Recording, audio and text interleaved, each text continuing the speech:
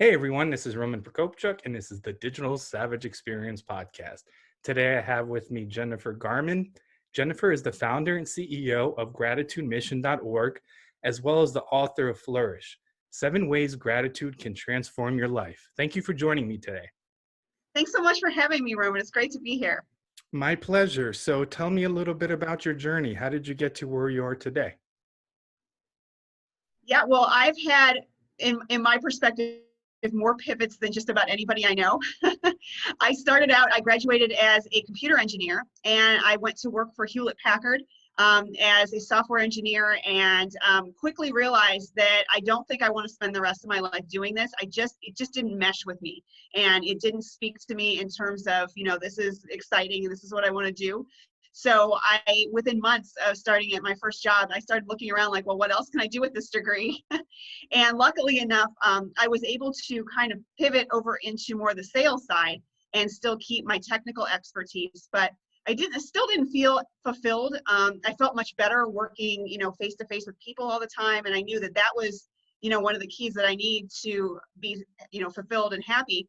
But I still wasn't feeling like, this is really clicking and this is it. So I eventually got over into the medical sector, and I got into marketing and sales in medical, first pharmaceutical, and then eventually medical devices. And I loved it because I was finally finding out that I need to help people. That is what I need at the core of what I do. So I was really happy in that job. I was chugging along. Over the course of 2.5 years, I had 3 kids. I had a set of twins, and then I had my third child. And when she was about right around 1 year old, my health just literally fell off a cliff. The rug got pulled out from under me literally overnight. I was doing fine, and then I was not fine. And it took me almost 7.5 years to crawl out of that hole. I started by going to my primary care doctor, and I was given a prescription for sleep medication. And then I ended up going to specialists because the symptoms and my health was deteriorating. The symptoms were increasing, and I wasn't getting better. I was getting worse, even though I was taking more things. I was being diagnosed as in more buckets, and nothing was working. And I don't know how I kept a sense of hope, but I always kept a sense of hope that, I'm going to find it. I'm going to keep finding it. I'm going to push through. And I would try the protocols and nothing would work, or it would work slightly, but I knew in my heart that it wasn't it, but I would keep going. And it was around the 7-year point that I just decided that, what, maybe this is just what I've been dealt, and, it's not terminal. Even though we don't know what it is, maybe I can just make the best of it, and I can do something in terms of fulfillment for a career. So I decided to get my life coaching certification at that time. And when I was studying for it, it brought in a lot of neuroplasticity, it brought in quantum physics, it brought in a lot of mindset stuff and balance and, different areas of your life, and you have to achieve balance. And I was fascinated by studying for this. And I started to experiment on myself with the techniques that I'd learned. So I used an emotional pillar of gratitude because that kept coming up as the strongest positive emotion that you can embrace. So I used the pillar of gratitude, and I focused on that with neuroplasticity techniques. And lo and behold, my symptoms started to resolve. And I was getting more energy. I was sleeping better. My symptoms were going away. And this was happening in less than a week. I was noticing this. And I was still very skeptical because I'm a scientific-minded person. But I'm like, you know what? I'm going to keep practicing it because I have nothing to lose and I feel great. And within a month's time, every symptom had gone away. I felt better than I ever had before. And still being the skeptic, I decided I needed to dive into the research. Was this something that was really possible, or is this just kind of, this Renaissance period, then it's all going to come crashing back down and I'm going to get sick again? And luckily, the science and all the research and everything I found is that, this is possible. Our thoughts are so powerful, and we can overcome so much just based on our thoughts. And I knew at that point that I needed to make this my career. So I kind of put my coaching on hold, and I created a product to teach gratitude. And it's called the Growing Gratitude Tree. I formed my company, gratitudemission.org, around it. And it's literally a vinyl wall decal in the shape of a tree that you stick to the wall, and you add leaves to it on a regular basis, just all the things that you have in your life that you're grateful for. And it becomes an instant lens perspective switch when you view the tree, when you walk past the tree, of all that you do have in your life, to snap out of what you don't have or what's going wrong or where your mind is going in a bad place. And it really helps you embrace the concept and the notion of gratitude and make it a regular occurrence and a habit in your life. And I was lucky enough that I had gotten to negotiations with the Home Shopping Network, and I got my tree on live TV on the Home Shopping Network in 2018 in the fall. And from there, I started talking to school districts, and that's kind of the sweet spot now that I'm working with school districts to get my product into schools. So that was the most of 2018. Early 2019, I was then given the opportunity to turn my story into a book, which I spent all of last year and part of this year doing. And in April, my book, Flourish, 7 Ways Gratitude Can Transform Your Life, was published. So I've been a little bit busy. That's awesome. And like you said, I think obviously the mind is a very powerful thing, both, mentally and physically. It's one of those things where, you're told that like 60% to shut off, but you can push through, like people running ultra marathons and all these crazy physical feats. And I think it's important, like you said, the gratitude component. I was born in Ukraine when it was still under the Soviet Union.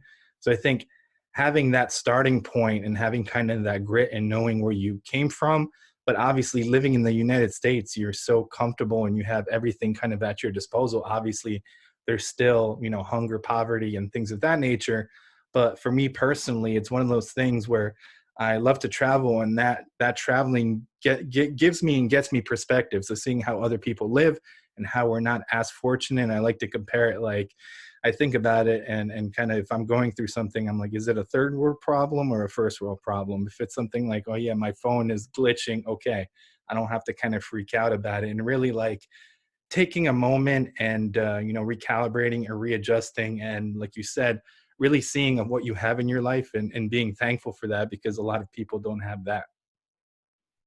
Yes, it's very true. And when we can have that perspective shift, it makes getting through the tough times so much easier. And we all know, I think that, everybody's been around long enough that's probably listening to know that, tough times and adversity is inevitable. And we need to build up the resilient features and the resilient habits. And gratitude is one of those great habits we can build so that we can handle things when they come. Because it's not a question if, it's just a question when we're going to get struck by the next one. Yep, it's like you said, preparing yourself. And you, for me at least, it's one of those things where they say good and bad things come in threes, and you feel like you're on top of the world. And oftentimes, I don't think I've ever had it where it's like personal and professional align, and you're like on top of the world without something falling apart. It's either, all family and, friend relationships and, personal life. It's great. And then something implodes in terms of business or vice versa. So it's like a constant battle, like you said, and you constantly have to kind of keep preparing yourself for the next battle. Yeah, and when you speak of it in terms of battle, it's really easy to get caught up in that because it's a negative thing usually, and it's so easy to get pulled in that direction, and that's the wrong direction because it just builds upon itself. When you are immersed in negative, you literally bring more negative into your life. So what you really need to do is you need to flip that and just bring more positive in by focusing on the positive, and gratitude's the key to doing that. Yep. And like you said, like not doing it from a position of fear or being fearful for the future, but planning and preparing. Yes, absolutely. So, what's one thing that motivates you to succeed?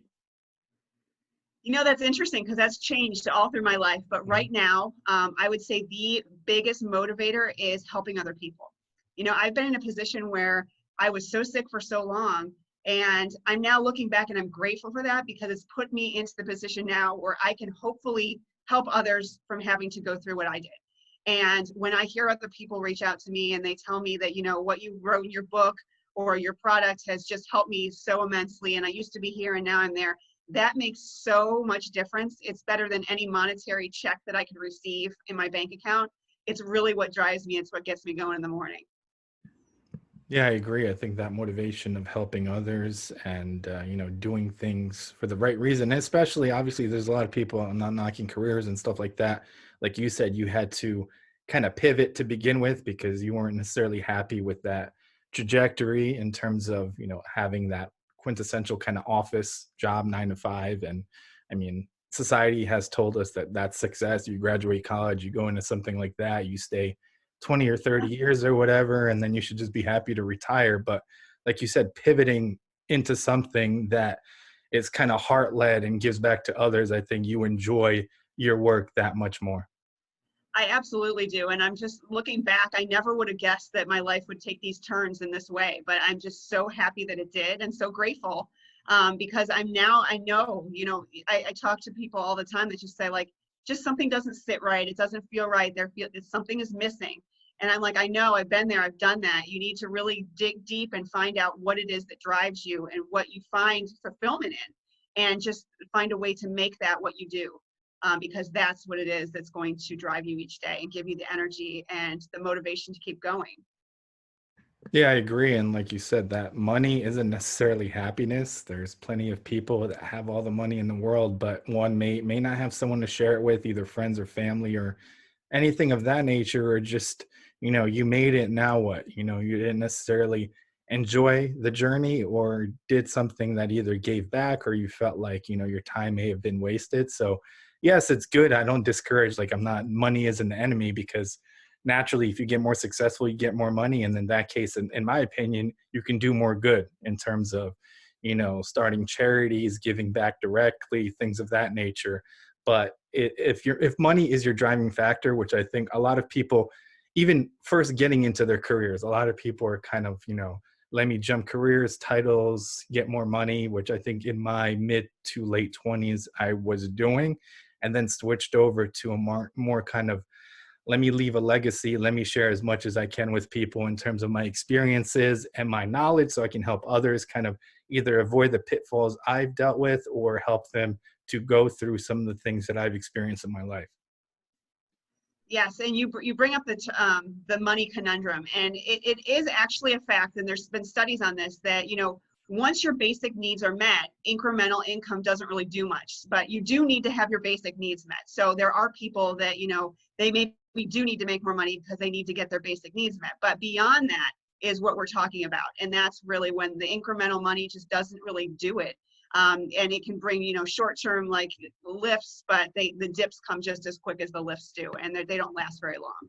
Yeah, I mean, it's just like the difference between like 1 billion and 2 billion. I mean, you're in the billions. I mean, you can do anything you want, but it's like you're sitting on that. You're not necessarily helping, which I'm not necessarily like advocating. Anyone can do what they want with what they've, legitimately earned. But there's a lot of people that make a lot of money and then don't necessarily kind of turn it around into kind of giving back or anything in terms of a charitable, endeavor or something that's like they're passionate in their personal lives.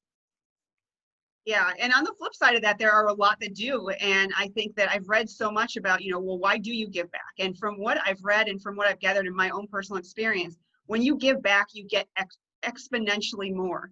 And it's not monetary, but it's just in fulfillment and feeling and just, a peace. And I think that's why so many people do it. It's just because that, you feel like you're helping other people, and it's just the best feeling. Yeah, I agree. And it's not always necessarily money. So if you don't have money, you can give knowledge, you can give your time, and doing it kind of with, I guess, an open heart and not expecting anything in return. When you do it kind of for the right reasons, even if you aren't expecting anything or, anything of that nature, like when I switched over to that kind of mindset, exponentially in terms of business, networking, and relationships, things like accelerated a lot quickly because they were coming from a Exactly. genuine place. Exactly. And that's the basis of it right there. It has to be genuine. It can't be for ulterior motives.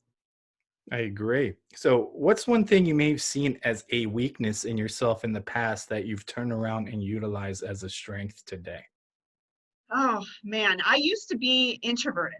I used to really feel more comfortable if I was just, to myself, which is why I went into computer engineering.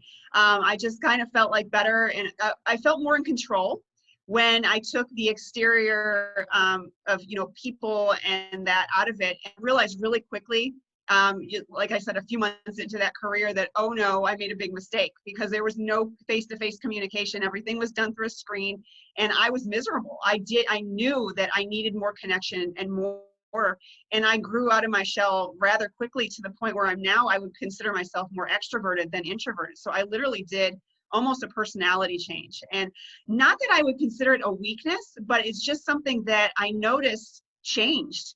And I don't know that a lot of people realize that you can change in your life, and how you used to be you don't have to be pegged in that. You can change, and maybe you'd be happier and more fulfilled if you kind of went through a metamorphosis. So I guess I didn't mean to peg that as a weakness, but it's just something that I noticed was a big change that I went through. Yeah, it's a change in you, and I think I would have to agree. I think I'm still more kind of an introvert, but actually this podcast has forced me into kind of building relationships more and kind of being more personable. I guess since March of 2019, I've interviewed 190 people or so from It's a different lot. walks of, yeah, from different walks of life, and trying to go about it the right way. So it's not like let me tally up more content, more interviews to get this out and build my brand or whatever. It's really a platform for my guests to showcase what they're working on, who they're about, how they can help other people in the audience, and then myself genuinely interested in what the guests do and trying to take something and apply it to my life, at least one thing from every interview. Oh, that's great.